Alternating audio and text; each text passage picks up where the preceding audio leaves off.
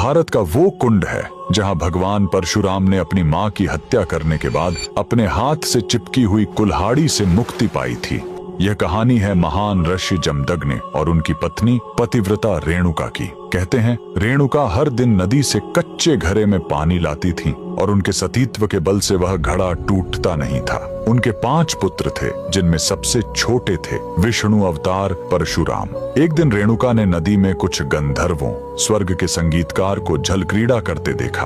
उन्हें देखकर एक पल के लिए उनका मन मोह में पड़ गया और उसी क्षण उनके सतीत्व का बल टूटा और कच्चा घड़ा टूट गया। जब वो आश्रम लौटी तो ऋषि जमदग्नि ने अपने योग्य बल से जान लिया कि उनका मन भटक गया था।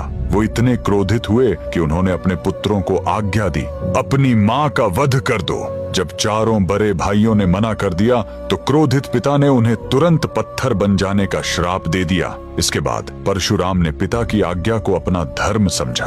उन्होंने भारी मन से अपनी कुल्हाड़ी उठाई और अपनी ही मां का सिर धड़ से अलग कर दिया। उनकी आज्ञाकारिता से प्रसन्न होकर जमदग्नि ने वरदान मांगने को कहा। परशुराम ने तुरंत अपनी मां को फिर से जीवित करने और साथ ही पत्थर बन चुके अपने चारों भाइयों को भी मुक्त करने का वर मांग लिया। सब फिर से जीवित हो गए, मानो कुछ हुआ ही न हो। लेकिन कहानी यहीं खत्म नहीं हुई। मातृ हत्या का पाप उस कुल्हाड़ी पर एक दाग की तरह चिपक गया और वो उनके हाथ से अलग ही नहीं हो रही थी। उस पाप से मुक्ति पाने के लिए वह दर दर भटकते रहे, लेकिन कोई भी तीर्थ उस कुल्हाड़ी को छुड़ा नहीं सका। अंत में वह पहुंचे पूर्वी हिमालय की लोहित नदी के किनारे और जैसे ही उन्होंने इस कुंड के जल को छुआ, चमत्कार हुआ। कुल्हाड़ी अपने आप उनके हाथ से छूट गई। यही पवित्र स्थान आज अरुणाचल प्रदेश में परशुराम कुंड के नाम से जाना जाता है। आज भी हर साल मकर संक्रांति पर हजारों श्रद्धालु यहाँ इस विश्वास के साथ डुबकी लगाने आते हैं कि यह कुंड उनके सारे पापों को धो डालता है, ठीक वैसे ही जैसे इसने स्वयं भगवान परशुराम को पाप मुक्त किया था।